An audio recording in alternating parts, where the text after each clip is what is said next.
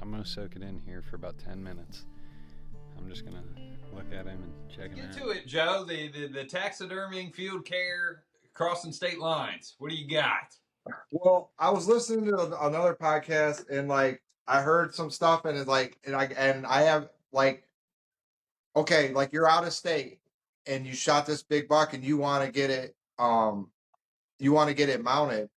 Well, there's like or you want to or maybe it's a medium sized buck and you want to Euro mount it. So you don't want to skull cap it, right? Because you want at least you want to get the Euro mount. So I have another way to do that.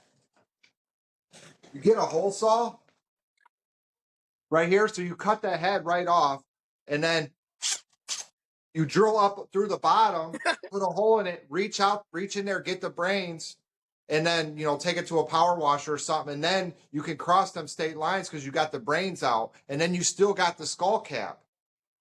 You see what I'm saying? Or you still got the full skull. Because some people want a Euro mount. Go ahead. Right. Yeah. All right. So you hacksaw the head from neck cavity, we'll call it spinal cord, and then you come in through the underside. Yeah, the underside. You're coming in where the vertebrae. You're coming in where the vertebrae is. Yeah. Yep. Anywhere on the bottom side, because if you think of a Euro mount, it's going to be sitting on the wood. You know what I'm saying? Like on. So then you could still. So like I know guys don't know that they think they can't bring a Euro mount across state lines. It's a lot of these rags and double check. It's just you got to have the brain matter out of there. So if you go up from the bottom, so you bring your hole saw and a drill, and then maybe you don't shoot the big buck that you want to mount, but you shoot a nice buck. This way you can bring it home and Euro mount it. Do you drink beers in a garage? That's exactly why the garage bar was invented. Unfolds in seconds, ready to go. Pull your wood out and enjoy a cold one. This is all you need to get mounted. You don't like this right here. The whole skull isn't in the mount.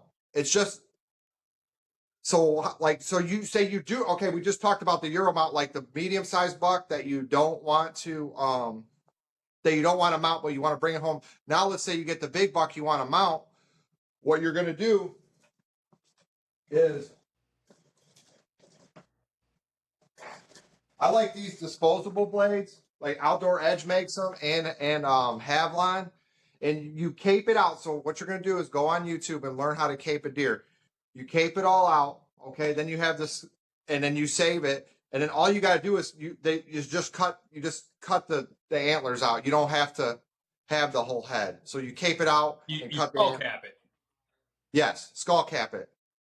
So it's a cape out skull cap if you want to mount it, and if you don't want to mount it but you want a Euro mount, you just cut the head off, or you should probably cape it, get all that out, cape it, drill the brain out.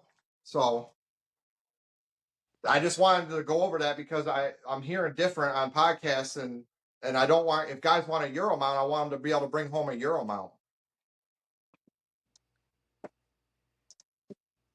I love Euro mounts. I got a lot of Euro mounts. I like Euro mounts. But obviously, double check your rags and stuff. But so if you want a Euro mount, drill it out from the bottom. If you want to mount it, cape it out and skull cap it. So we have become conscious that we will never decrease efforts towards attempting to be better. We understand that if we aren't growing, we are dying. We simply refuse to accept status quo. We will continue to gain education through experience, and when we kill that buck of a lifetime, there will have been nothing accidental about it. Be surgical.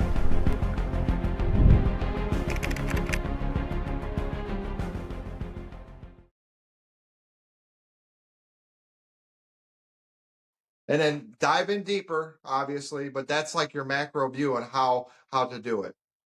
Yeah, I like that. The hole saw is a hack. Yeah, that's a good tip. Yeah. Yeah, because, a lot of times, on an out-of-state trip, you're only there for 4 days. You're probably not going to get the big one. But you might get you're probably going to get a nice buck. So, a Euro mount are cool too. Yeah.